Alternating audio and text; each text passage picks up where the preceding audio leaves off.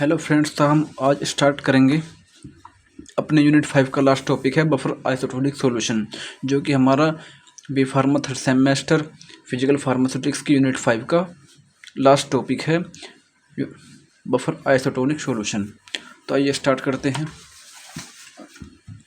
Buffer isotonic solution that are for application to delicate membrane of the body should be adjust to same osmotic pressure as that of the body fluid। देखो, जो हमारा buffer solution होता है वो एक ऐसा membrane को delicate करता है जो यानी हमारी बॉडी के ऑस्मोटिक प्रेशर को मेंटेन करता है, एडजस्ट करता है।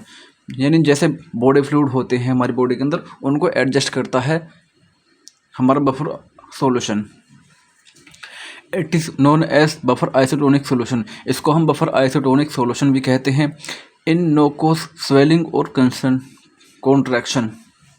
देखो, जो हमारा बफर आइसोटोनिक सोल्यूशन है वो ना ही तो स्वेलिंग कोज करता है और ना ही कॉन्ट्रैक्शन कोज करता है। एग्जाम्पल में है, अगर हम ब्लड में 0.9 weight by volume NaCl solution को मिक्स करेंगे, जब हम ब्लड को और 0.9 weight by volume NaCl solution को मिक्स करेंगे तो इसमें ना तो स्वेलिंग होगी और ना ही कॉन्ट्रैक्शन होगा सेल के अंदर, वो सेम शेप की रहेंगी। Now tonicity, a measure of osmotic pressure of two solution separate by a semi permeable membrane is known as tonicity. देखो, जब हमारे कोई दो सॉल्यूशन सेमी परमेएबल मेम्ब्रेन को से सेपरेट होते हैं ऑस्मोटिक प्रेशर से, तो उसी ऑस्मोटिक प्रेशर को मेजर करने के लिए हम टोनिसिटी कहते हैं। यानी जो हमारे दो सॉल्यूशन हैं वो सेपरेट कर रहे हैं सेमी परमेएबल मेम्ब्रेन के, तो किस ऑस्मोटिक प्रेशर से सेपरेट हो रहे हैं उसके मेजरमेंट को हम टोनिसिटी कहते हैं। It is the ability of a solution surrounding a cell to cause that cell to gain or lose water। देखो,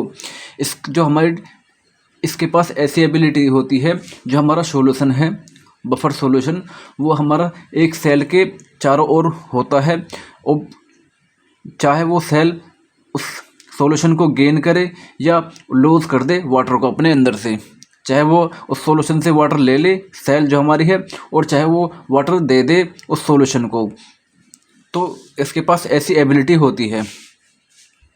ऑस्मोटिक प्रेशर क्या है? A pressure that should be applied to a solution for preventing the injured. देखो, एक ऐसा pressure होता है जो यानी हम सॉल्यूशन पर अप्लाई करते हैं, जो कि हमारी सेल को इंजर्ड होने से बचाता है, प्रिवेंट करता है। The flow of water across A semi permeable membrane is the osmotic pressure. देखो, जो हमारा वाटर का फ्लो है, जो हमारा एक्रॉस कर रहा है सेमी परमेएबल मेम्ब्रेन के से, तो उसी एक्रॉस को हम ऑस्मोटिक प्रेशर कहते हैं। देखो, ऑस्मोटिक प्रेशर ऐसा होता है, इन सबसे पहले हम डिफ्यूजन पढ़ते हैं। डिफ्यूजन प्रोसेस में क्या होता है, हमारा डिफ्यूजन जो है वो हाई कंसनट्रेशन से लो कंसनट्रेशन की ओर मूव करता है। हमारा जो वाटर होता है या इंडिविजुअल मॉलिक्यूल होते हैं वो हाई कंसनट्रेशन से लो कंसनट्रेशन में मूव करते हैं, लेकिन ऑस्मोटिक प्रेशर में क्या होता है, हमारे लो कंसनट्रेशन से हाई कंसनट्रेशन की तरफ मूव करते हैं।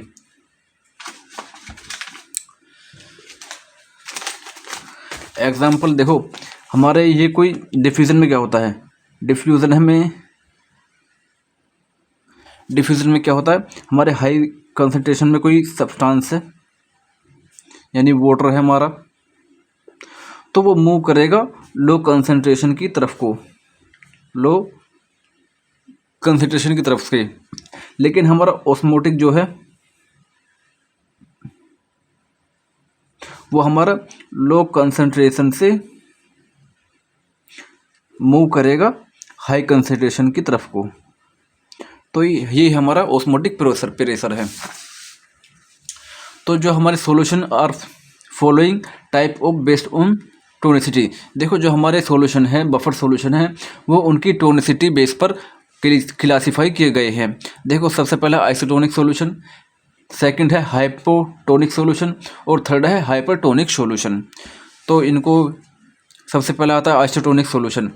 इन this solution the concentration of solute is same both inside the outside of the cell. देखो जो हमारी सोल्यूट की कंसंट्रेशन है सॉल्यूशन में, तो वो सेम रहती है हमारे सेल के बाहर भी और सेल के अंदर भी।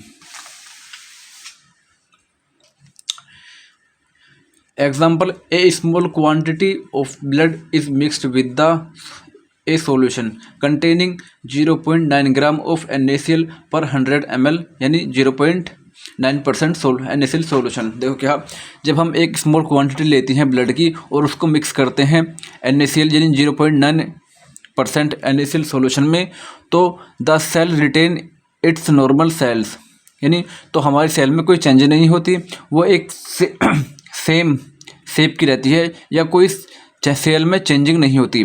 जैसे कंसंट्रेशन ऑफ सॉल्यूशन इक्वल होता है कंसंट्रेशन ऑफ RBC, यानी जो हमारा कंसंट्रेशन ऑफ सॉल्यूशन है वो इक्वल होता है कंसंट्रेशन ऑफ RBC, यानी जो जितना हमारा अंदर वाटर है उतना ही हमारे इस सॉल्यूशन के सेल के बाहर भी वाटर रहेगा। देखो जैसे हम 0.9 NaCl सॉल्यूशन है ये हमारा, और हमने इसमें ब्लड या सेल मिक्स की है, तो पहले नॉर्मल साइज़ की थी, तो ये जो है ना तो गेन करेगी वाटर को और ना ही लॉस करेगी, तो हमारी नॉर्मल ही साइज में रहेगी। तो ऐसे ही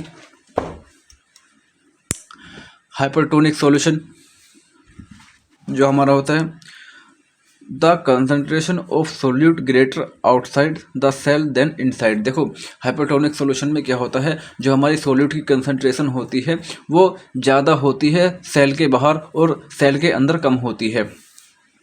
तो देखो जब हमारे सेल के बाहर ज़्यादा है और सेल के अंदर ज़्यादा है तो ऑस्मोटिक प्रेशर अप्लाई होगा इस पर।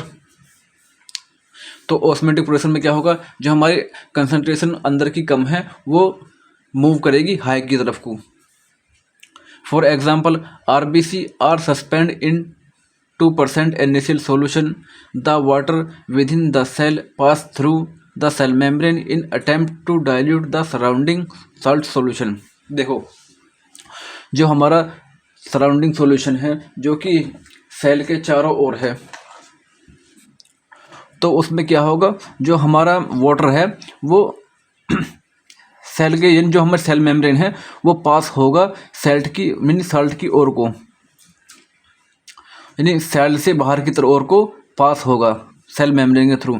जब हम यानी हमारा कौन से, जब हम अपने RBC को सस्पेंड कर रहे हैं 2% NaCl सॉल्यूशन में।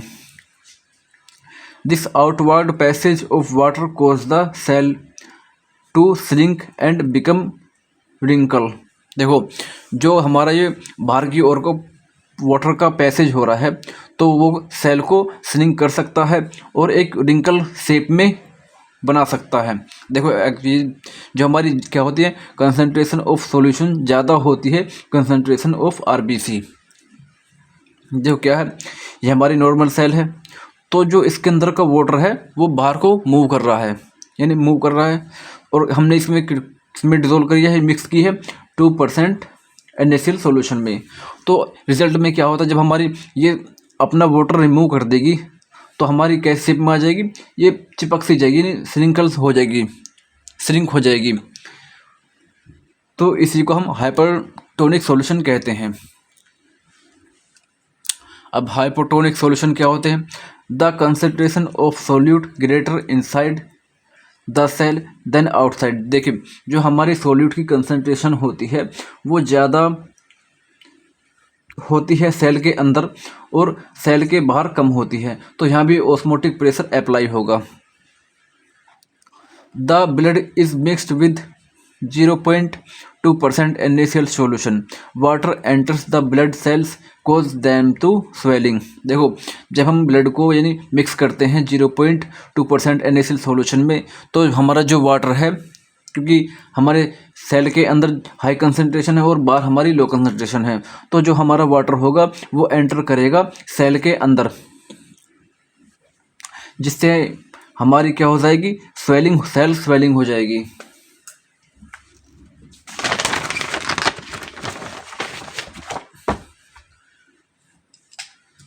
तो देखो क्या होता है, concentration of solution less concentration of RBC, यानी जो हमारी कंसंट्रेशन ऑफ सॉल्यूशन की है वो कम है कंसंट्रेशन ऑफ आरबीसी की। तो देखो यहाँ नॉर्मल सेल्स है, ये नॉर्मल सेल है, तो जो हमारा वाटर है वो अब अंदर की ओर को मूव कर रहा है, अंदर की ओर को, तो हमारी सेल की शेप कैसी हो जाएगी, श्रिंक हो जाएगी या स्वेल हो जाएगी, मतलब स्वेल हो जाएगी। तो हमारी जो इंजर्ड होने का खतरा ज़्यादा रहता है स्वेल सेल्स के लिए। Now method of measurement tonicity, देखो जो हम टोनिसिटी का मेजरमेंट करते हैं वो दो मेथड से करते हैं। फर्स्ट है हीमोलाइटिक मेथड, यानी हम ब्लड सेल्स को लेते हैं, उनको डिसोल्व करते हैं सॉल्यूशन में और उसकी टोनिसिटी जांचते हैं। देखो पहला hemolytic method, in this method we observe that how to the given solution will affect the appearance of the blood cells. देखो जो हमने, ये एक ऐसा मेथड है जो हमने सॉल्यूशन दिया है वो कैसे अफेक्ट कर रहा है हमारी रेड ब्लड सेल्स को, तो इसी के देखते हुए हम अपने सॉल्यूशन का मेजरमेंट कर सकते हैं कि वो किस टोनिसिटी का है, हाइपरटोनिक है या आइसोटोनिक सॉल्यूशन है या हाइपोटोनिक सॉल्यूशन है। देखो according to osmosis the solvent particles move from low concentration to high concentration. देखो यानी ऑस्मोसिस के अकॉर्डिंग, जो हमारा ऑस्मोटिक प्रेशर है उसके अकॉर्डिंग जो सॉल्वेंट है पार्टिकल्स हैं वो मूव करते हैं लो कंसंट्रेशन से हाई कंसंट्रेशन की तरफ को, तो उसी को हम ऑस्मोसिस प्रेशर कहते हैं। देखो इसमें पहला, अगर हम पहले क्या कर लेंगे, देखो concentration of solution, concentration of RBC, ये किसकी है, हमारे आइसोटोनिक सॉल्यूशन की। अगर हम इसमें अपना ब्लड मिक्स करेंगे तो size and shape of RBC remain same, यानी दोनों का ही साइज और शेप सेम रहेगी, कुछ भी चेंजिंग नहीं होगी। तो इससे हम पता लगा सकते हैं कि हमारा आइसोटोनिक सॉल्यूशन है अगर हमारे शेप और साइज चेंज नहीं हुआ है। दूसरा जो है concentration of solution greater concentration of RBC, यानी हमारी कंसंट्रेशन ज़्यादा है सेल्स के बाहर और कंसंट्रेशन ऑफ आरबीसी की कम है, तो इसको हम क्या कह सकते हैं, हाइपरटोनिक सॉल्यूशन भी कहते हैं। लेकिन जब हम इसको ब्लड को मिक्स करते हैं तो H2O move from RBC to solution, तो हमारा वाटर जो है वो आरबीसी के अंदर को एंटर्स करेगा, यानी जो हमारा सॉल्यूशन है वो आरबीसी से बाहर की ओर को, यानी हमारा जो आरबीसी है वो अपना वाटर लॉस कर देगी जिससे हमारी सेल श्रिंक हो जाएगी। तो अगर सेल श्रिंक हुई है तो इससे हम पता लगा सकते हैं कि हमारा सॉल्यूशन जो है वो हाइपरटोनिक सॉल्यूशन है। तीसरा जो मेथड है concentration of solution less concentration of RBC, यानी हमारी कंसंट्रेशन ऑफ सॉल्यूशन की कम है और जो हमारे आरबीसी के अंदर की कंसंट्रेशन है वो ज़्यादा है, तो इसको हम हाइपोटोनिक सॉल्यूशन भी कह सकते हैं। Solvent move from solution to RBC, देखो जो हमारा क्या है, हमारा सॉल्वेंट मूव करेगा आरबीसी के अंदर को, तो जिस कारण वो हमारी सेल स्वेल्स हो जाएगी। अगर सेल स्वेल्स होगी तो हम इससे पता लगा सकते हैं कि हमारा हाइपोटोनिक सॉल्यूशन है, और अगर श्रिंक होती है तो हमारा पता हो जाता है कि हमारा सॉल्यूशन जो है वो हाइपरटोनिक सॉल्यूशन है। और अगर सेम और साइज सेम रहता है तो इससे पता लगता है कि हमारा आइसोटोनिक सॉल्यूशन है। इसी मेथड को हम हेमोलाइटिक मेथड कहते हैं। अब अगली वीडियो में हम डिस्कस करेंगे क्रायोस्कोपिक मेथड या कोलिगेटिव मेथड। Thank you.